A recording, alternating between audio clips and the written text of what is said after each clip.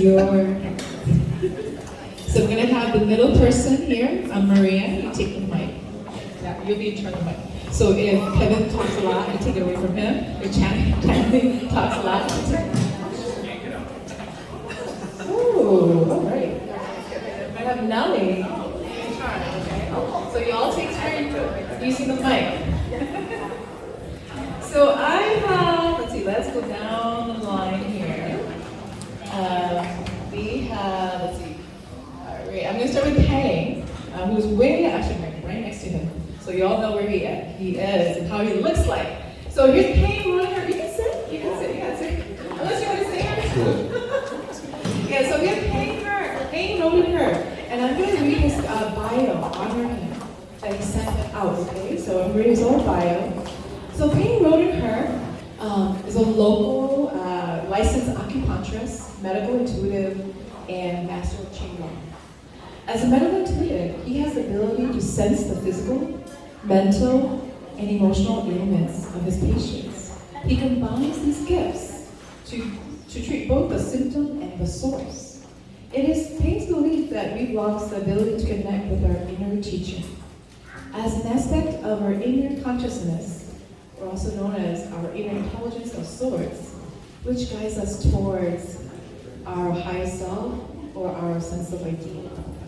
It unnecessarily reminds us to be ideal and calls attention to our behaviors, which might make us fall short of our ideal.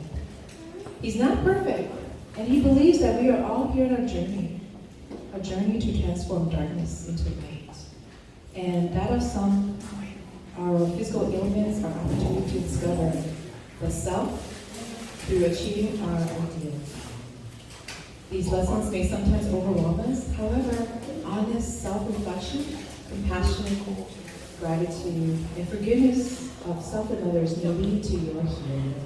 And through Ping's approach of combining acupuncture and spirituality, he believes he can help patients being aware of their inner intelligence, he calls the inner teacher. So let's give a round of welcome to Pang Rodenher. Again, all of our panelists here are local. So if you resonate with them, they're going to be hanging out here for part of the day or for the rest of the day. So go and ask them questions. Ask them for a healing, or ask them for an appointment. Ask them for coffee. Next we have Nellie. Nellie is a master shaman spiritual healer. With over 12 years of experience, Nellie has conducted numerous readings, soul callings, energy healing, spiritual cleansing, commercial cleansing, and diverse spiritual ceremonies, also known as in Hmong one name for people in need. Master Nellie also specializes in awakening new shamans, giving them the necessary education and knowledge to follow their own spiritual journey. During her free time, she enjoys the outdoors, hiking, traveling, and exercising at the gym. Additionally, Nellie is also a passionate line dance instructor. Overall, leading with the motto, live life to the fullest and make a difference along the way. So let's welcome Nellie. Yay! Is Suzanne Moa. Suzanne Moa. So both Nellie and Suzanne, they have a table in room B. So if you feel called to connect with them, feel free to do so this afternoon. Suzanne Moa is a certified body chemical analyst and is dedicated to using the power of food energy as medicine to achieve true healing. Over a decade of experience seeking for healing solutions for her daughter's intractable epilepsy, she has delved into both Western medicine and holistic approaches. In 2022, her quest for answers led her to discover RBTI, which stands for Reed's Biological Theory of Ionization, which is a biochemical test. This biochemical test reviewed the cause of her daughter's intractable epilepsy condition, and it gave her vital information on what, when, and how to feed her daughter. She diligently practiced the RBTI diet and lifestyle for the last 28 months, and witnessed her daughter's seizures decrease from 30 a day to averaging 5 or fewer daily. Now Suzanne eagerly shares her RBTI body chemistry rebalancing expertise and services, hoping to empower others to achieve optimal health and embark on their own paths to recovery through using the RBTI testing and specific food energy to be in the healing zone. So let's welcome Suzanne Moore.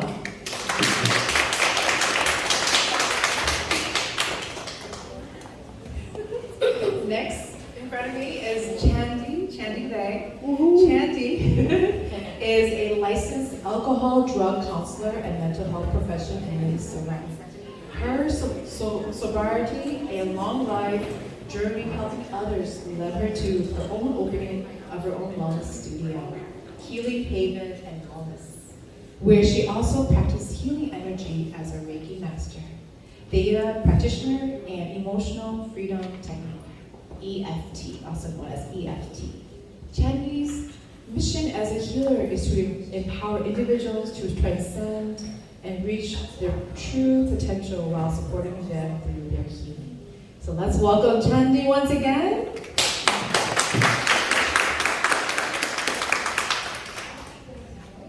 In front of me is Maria Green.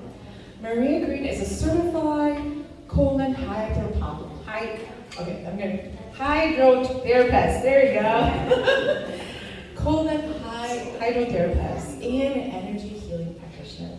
And just for selfish reasons, she's also my mentor, who has helped me such a long way. So please, if you feel called to connect with her, please connect with her later this afternoon. Maria Green has been performing colon hydrotherapy, energy healing with cranial sacred techniques since 2007. She has had over 16 years of experience and have given literally thousands of colonic sessions. She has obtained her education, training experience, and certification through International Association of Colon Hydrotherapy. And I know that this might be a very new technique for many of you. She's here. I'm invited her to share more of what that is. I call it internal cleansing. She believed that the colonics are perhaps the most powerful modality that you can incorporate into your self-care routine.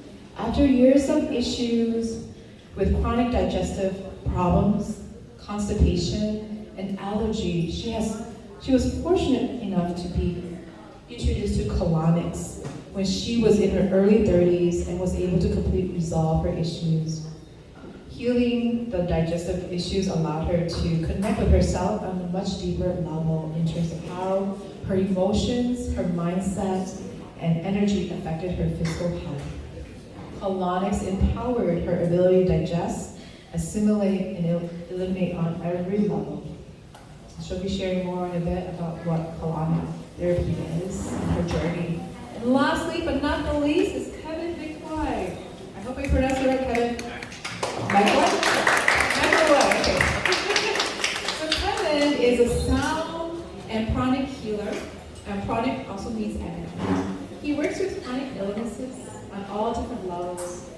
Labels or all labels, different labels of illnesses Western medicine has come up with, including physical, emotional, and mental woes. He is most familiar with social anxiety and severe depression, in which he has endured for 16 years personally with depression. He now has techniques, because of his personal experience, he has techniques that works to heal all these different types of issues. And he also has a table for chronic healing, so we'll be offering many sessions. So if you want to know what that feels like, please sign up, talk to him, pick his brains. And so please welcome Kevin McCoy. McCoy, you say that 10 times, McCoy. At the end of the day, I'll be real present. Kevin McCoy. So I'm going to be taking our panelists through a journey, through their lived experience. I have shared that they can share as much as they like, what they're comfortable. Our journey can be very triggering at times, when it comes to, especially our spiritual journey.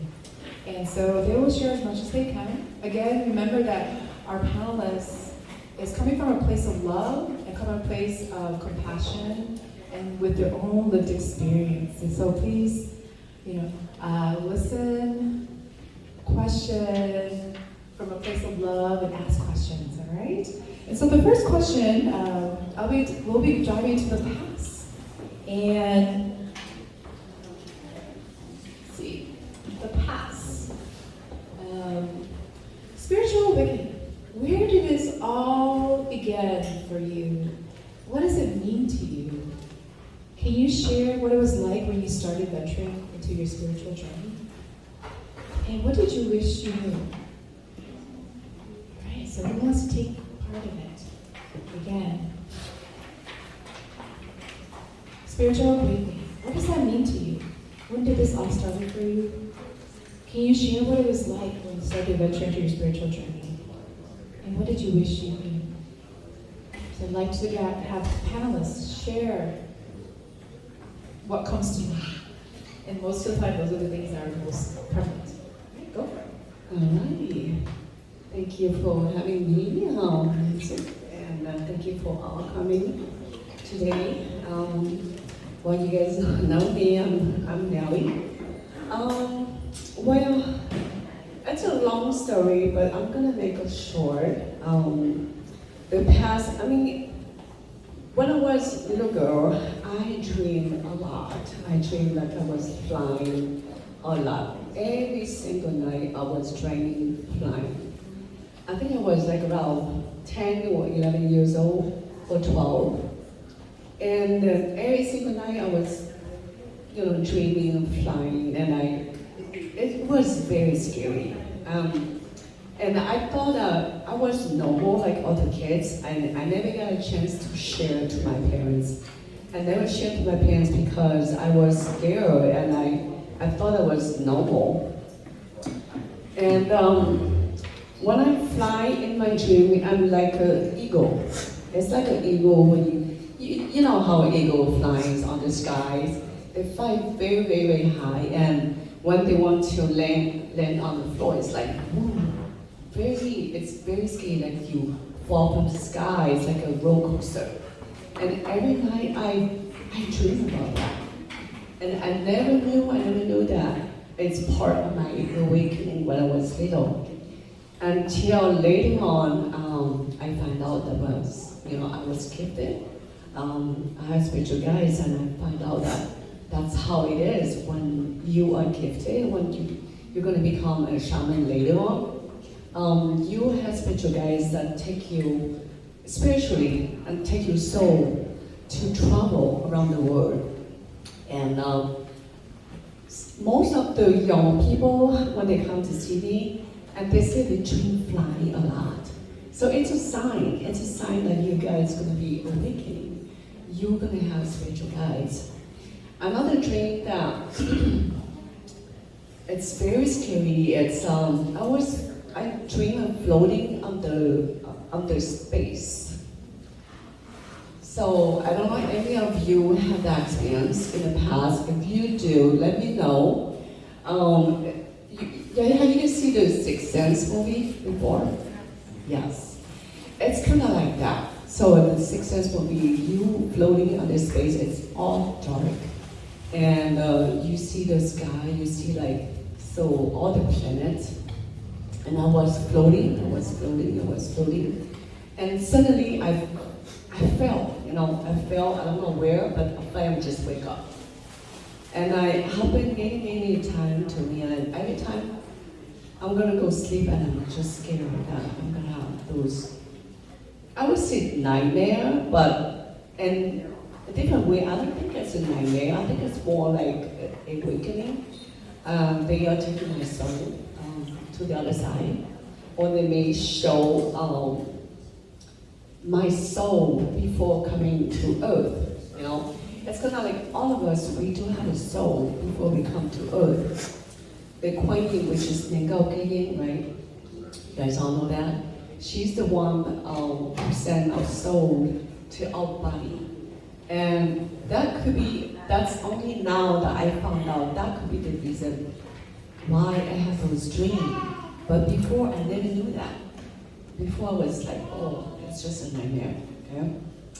So also my soul was floating and until I, come to my body, and that's why it's like my soul just go back to the past, and I made me feel like I'm still floating up in space. So that was that, and until recently, I see shadow sometime here and there. Sometimes I just like close my eye. I see white shadow a lot. Sometimes I feel like in the corner eye somebody just look at me, and it's just say it's okay. It's just normal. I thought everybody's like that, so I never share to anybody until today. I share to you guys.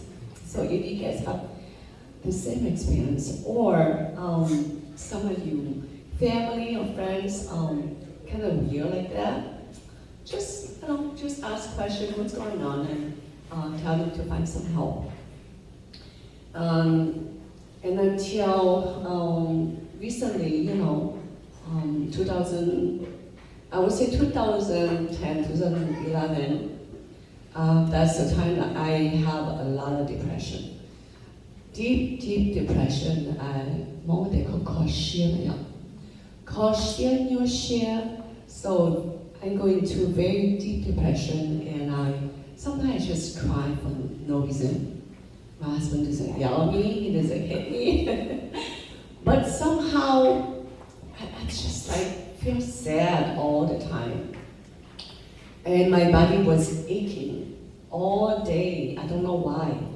And sometimes all day, sometimes just a certain time of the day, like maybe 5, 6 p.m., sometimes 7 in the evening. So there's a time that I have those illness like body aching.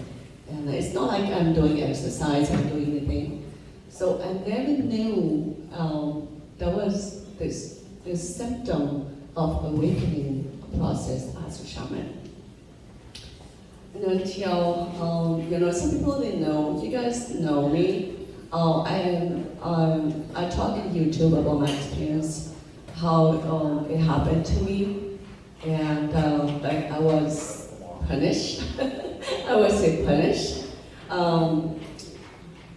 And spiritual, in the spiritual way, or in the other side, our spiritual guides are very, very strong energy, very strong. It's incredible.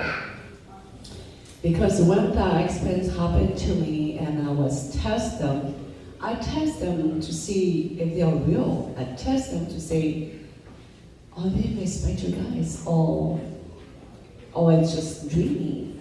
So I test them when they came to my body and they used my body and I was paralyzed. I was hurting, paralyzed to death. And I was crying, and oh my gosh. And it's just like, and I said, oh, okay, I give up. Okay. If my spiritual guides are that strong and they could like torture my body, but I'm still conscious. I know that where I am, I know who I am, I know exactly where is my body, but my body was paralyzed, completely paralyzed. I couldn't move. And that's the time that, I find out that I had to take that option. I have to take that decision to become a shaman, to become a healer, mostly a healer. So I accept my journey, and I say, okay, go ahead, let's do it. If my gift is to come to earth to heal people, to help people, and I'm ready for that. Yeah, that's why it started 2012, and I raised my altar, and I started my journey until now. Anybody wants to share? I think I share a lot. Go for it. Who's next? Maybe this group over here. Yeah, one of you two. Go for it. What was the question? The question was past. Take us back to where spiritual awakening. Like, when did it start, and how did it start, and what was happening? Share with us. So for me, the spiritual awakening started for me when I was in my childhood, basically, growing up in middle school and high school. Oh, like this. Okay. So yeah, for me, it started when I was kind of middle school, high school age. I was in this emotional state of really, really deep depression and anxieties, like really bad social anxieties. Like I would not have been able to sit up here back in high school without freaking out and having panic attacks. Even like having one-on-one conversations with people, it was just like overwhelming to the point where I would just stare at people's feet, and that was the only way I could do the conversation. And then even beyond that, it was just like wildly depressed and thoughts of suicide, thoughts of like, why am I even here? Should I, like, do people even want me here? Things like that were kind of spinning in my head. And as I was graduating high school, I kind of just came to this realization of like, I don't care what it takes. I need to do whatever I can to get out of this state. And it was a lot of trial and error, trying lots and lots of different things for many, many years. Initially it was like, okay, like let's deal with the social anxiety, so let's get introduced to like some dating coaches, and let's go out to bars and just throw myself into all of these different social situations to basically get myself comfortable in them. And it was very, very difficult for many, many years. Lots of crying, lots of pain, lots and lots of struggle, basically. And eventually, this kind of, one of my dating coach teachers, he said this thing to me that really stuck with me, which was, in order to attract the perfect partner in your life, you have to become the perfect partner. So that got me thinking of like, okay, like who do I need to become? Who do I need to like change? What do I need to change about myself to like start attracting better things in my life? So that led me to different self-help books, different self-help organizations, doing all these different workshops, starting to do meditation and working out and getting in better shape. Coming from this place of like really kind of chunky and fatter to like losing a lot of weight and getting strong. And eventually I kind of got to this place about 3 years ago where I was kind of reflecting on my whole life, and I was like, wow, I actually really like where I am right now. I love all the people around me, I love my friends, my family, like everything's going really, really well. And it was from that place that I decided that, okay, now I want to start to give back to people. Now I want to help people out because I've received so much love from other people. I want to give back now. And it was kind of just like putting that on the universe in my meditations. And then I got introduced to a Reiki teacher, started learning all that, started learning Qigong, and then eventually learned pranic healing, which is what I do now. And combining that with sound healing, which is something I've just naturally been able to do for my whole life because I've been a classically trained musician since I was 3 years old. And just finding a way to combine all that and really just use these skills to help people realize, and this is kind of like my answer to like spiritual awakening, that you're not the body, you're not the emotions, and you're not the thoughts. You're the soul, you're this light. And once you can recognize that and feel that and experience that, that is really truly what I believe waking up is. Thank you. That's so beautiful put together. Yes, next.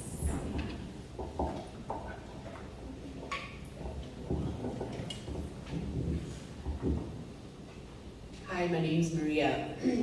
So my spiritual journey starts when I was probably maybe about 5. And my mother was the old traditional Hmong dad, but my mother had integrated and married my dad, and he was all about church because on that side it was about Christianity. So we grew up as a Christianity in church, okay? So I have 2 sides family. one practice old tradition, one goes to church, okay? So I'm actually going both, and I'm seeing the difference as growing up, and thinking in the beginning, I said, I don't want to do the old tradition. I don't like that. I want to go to a tradition which is actually Christian, which is actually going to church. So when I started it, it was very confusing to me as a child. As I got older into like maybe my middle school, I began to see things differently. And in middle school and high school, I keep having this dream. We will all go to church and everybody wear nice clothes and we come out of church, and on the left side, my ancestor, my mom and my family was going on the left side, but on my right side is my ancestor keep saying, come with us, we would like to show you something. And I, as a kid, I said, is it candy? And they said, oh no, something much more than candy. And I said, how could something make better than candy? And I said to my mom and my siblings, said, I'll catch up later. And as I go with my ancestor on the right, they lead me to this cornfield. And the cornfield was all laid in barrels, okay, 11 barrels. And I said, wow, that must be 11 barrels of just candy for me, you know? And no one's gonna touch these candy, right? So they lifted all these barrels, the lid up, and my ancestor said, oh, so are you ready? And I said, ready for what? Ready for us to pick you up? And I said, for what? Oh, you'll see. So they picked me up and they dunked me in 11 barrels of poop. I am soaked in poop, okay? I smell myself and I said, I don't like this, I don't like this. I thought it was candy, right? And it was not candy. So when they released me, I ran home and I cried to my mother, right? And so as I waking up from the dream itself, I smell myself to make sure I don't smell like poop. And so I went into my mom's bedroom, crawled in, and I said, Mom, please tell my ancestor to stop dunking me these barrels of poop. I don't like it, I don't want it, right? And my mother said, it's okay, my child. Remember, poop is money. I said, oh my God, Mom, how? I don't see it, Mom. I don't see the poop is money. I don't see it. And she said, one day, my child, you will see that poop is money. So as I go through high school and college, graduated from that, in the corporate world, I was in finance for years, and I had a near-death experience, okay? And the near-death experience is this. I was driving home, and I was stressed, very stressful. It's a lot of work at work, and I saw these orange barrels in front of me, and the orange barrel became a trigger of loads of project at work, okay? And I couldn't handle it anymore. It's so overwhelming. So it causes me to have a panic attack. And the panic attack feels like a heart attack. And I black out, and I swerve, and I hit all these orange cones, and my car flipped over. And it was on a ditch. As I was laying in the ditch, this big bright light came on. And I thought it was coming from a headlight from a semi-truck. And I said, I'm dead, I'm done, you know. But the voice itself says, how many times are you gonna kill yourself in this job? If you don't change, you will die young. And I said, well, who's talking to me? And who are you? And the voice said, it is I, the creator of you. And I said, oh my gosh, God, did I die going to heaven? Oh no, I don't want to die young, God. I don't want to die young. Please, I beg you, I want to live. I want a second chance at life. I promise you, I will change. Please allow me to live. God said to me, I will allow you to live as long as you promise to change yourself. From there on, when I woke up from that, I was fine. Nothing hurt me. I had no cuts, no bruises, as though it was it was a lesson for me, a message for me from God. And I changed. I quit my job. And during that time, a girlfriend of mine from California came up for the summer. And I was actually living in Detroit, Michigan at the time. And she was the one that introduced me to colon hydrotherapy, okay? I did not know that colon hydrotherapy is a part of the dream itself about proof is money, okay? As I shifted and changed, my mom had an accident, and the accident was for many years to help take care of her. And the accident was also a lesson for me, is to be patient. All these virtues of patience, love, compassion, kindness, and forgiveness, it was because of her teaching through all this. And I became a better person myself. And when I said to my mother, when she asked me, how come I don't see you in the evening or weekend anymore? And I said, Mom, I don't know how to explain this to you. I would go to work and I would clean people out and, you know, all these poo come out of them. And then after they're done, then they pay me money.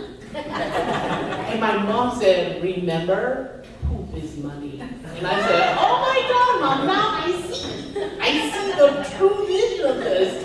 It was in the dream itself, and it became reality. And so colon hydrotherapy is my specialty. And it's because my guides have led me to what I am today. And I'm so thankful and grateful for what God has put me through in my life, and it changes me overall.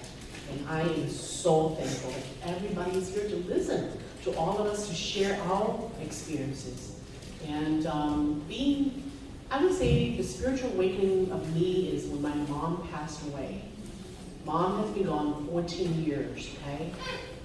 And my mother is very, very special to me. She's with me all the time. And my mother came up here in Minnesota and had an accident.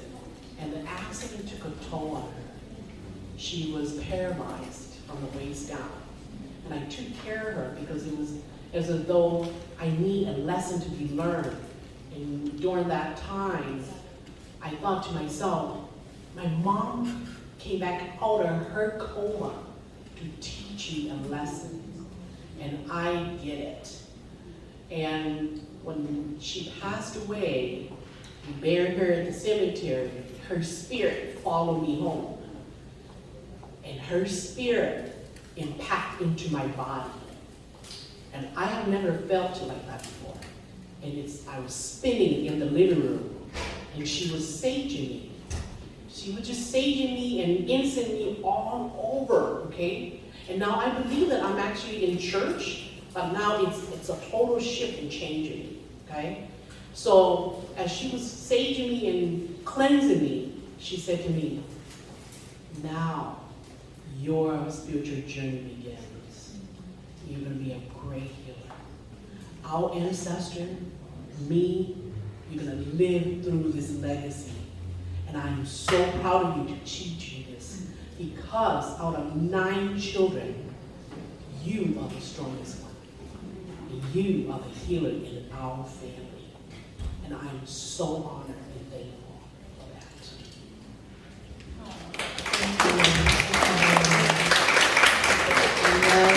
why we do storytelling. I just let them tell their stories. It's wonderful. Go for it next.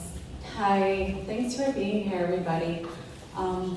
My name is Chandy, and I am feeling so emotional listening to everybody because their stories all resonate with me too. I have little bits and pieces from everybody's stories so far. I would say my spiritual journey started probably, I can recall as young as childhood, and I only learned this when I got older because I blocked it out as a child. And so I'm not going to go into too much details, but I remember when Nellie said that, Nellie dreamt of flying a lot. When I was very little, it's a song na keeping your Dutch apartment apartment in South Minneapolis. very, very slummy, very ghetto, and go. I was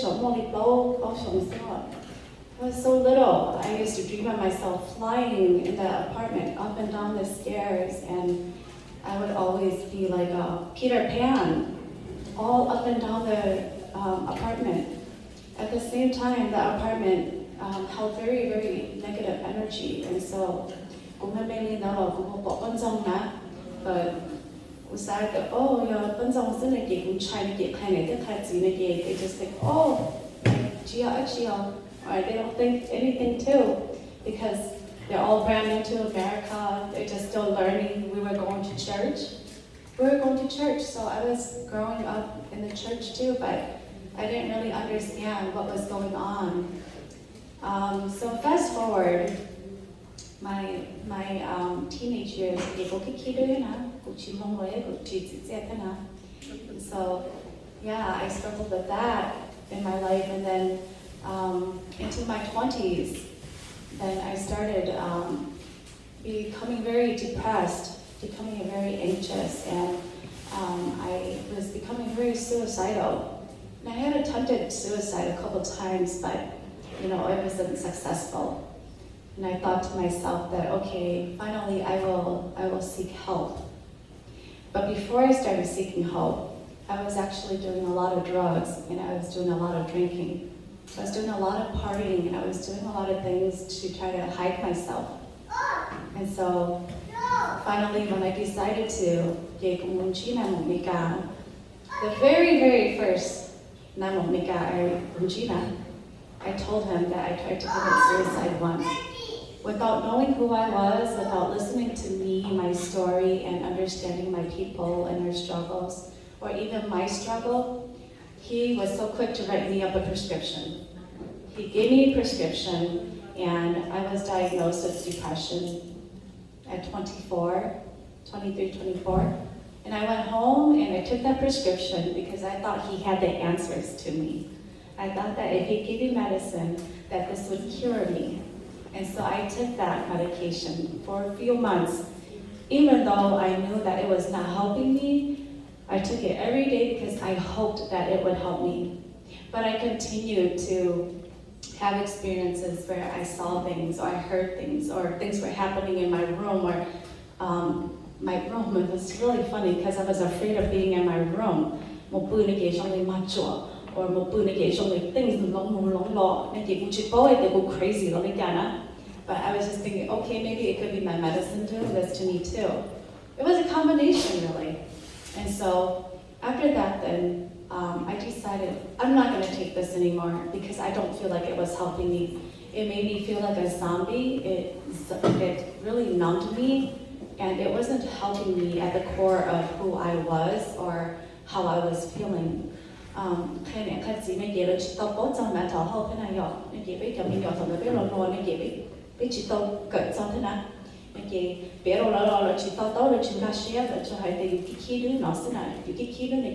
Kind of like you deserve it because you're naughty. And so I actually had to venture on my own. I actually found a Reiki healer back then. It was probably early 2000s.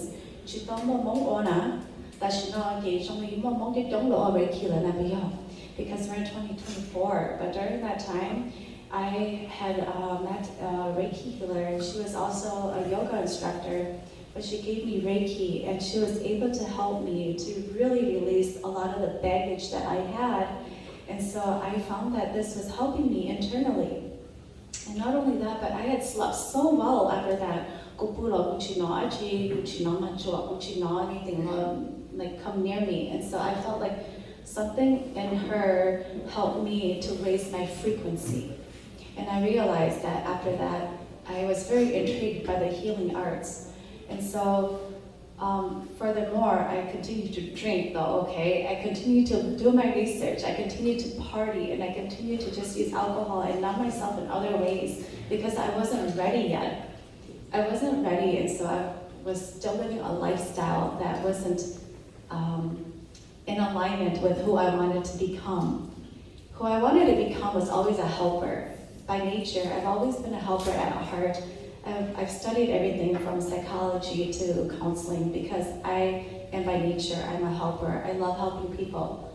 And so during this whole time, I was still struggling, even with my mental health, because now I got diagnosed with anxiety. I was having panic attacks at work, and I couldn't understand why my heart was racing so much. I couldn't understand, how can I feel so healthy and party only on the weekends and thought that was okay. No, it's not okay at all, just I was living a life that was up and down, up and down, up and down. And I hid behind a lot of that. And then finally, when I got diagnosed with anxiety, they prescribed me medication again. I tried it just to see if it would help. I already knew it wasn't going to help because at the core of my being, I've tried medication before and it didn't do anything for me. And so then finally, what really pushed me over the edge was my husband and I, we went through something very traumatic together and separately.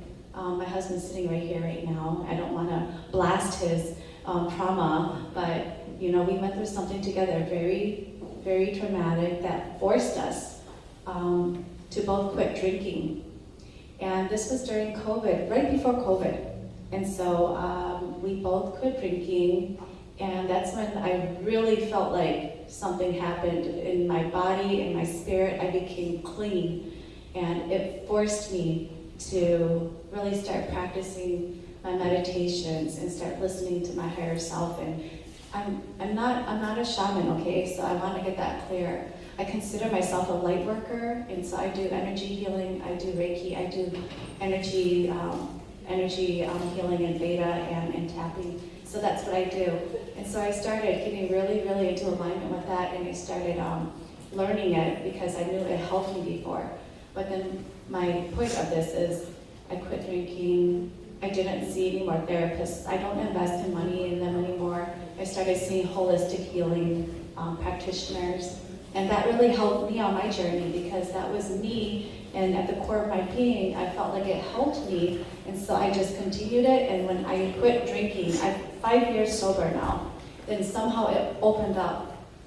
It just opened up this world inside of me where I felt like my third eye was open again, my chakras were open again. I felt like I was healthy inside out, and I was able to manifest things that I wanted to put into place. It just came to me. I started trusting my guides more, I started connecting more, they started coming to me in my dreams more. And so I was able to connect to them, and I'm able to trust them now. They're able to trust me because one day I put it in the universe. I'm hearing this theme so much. I just said, I'm ready, whatever it is you have to show me, like I'm ready now. And so I put that into the universe because I was fully sober and I was no longer hiding who I was. And then finally, that really triggered me to put myself out there and open my Reiki studio and start helping others. Because I saw that I was able to help myself through holistic healing. And when that helped me, I wanted to pay it forward. And so here I am. I want to share my story with you all and my vulnerability and my truth, just to let you know that this journey is not an easy journey, as you can tell. And this is exactly how it looks. It's up and down, and there's no right or wrong. And so I share it in transparency because I've been hiding so long behind it. And it gives me some power and some faith that if I share myself and put myself out there, then many of you will be able to not feel ashamed and not feel scared to put yourself out there as well. Thank you.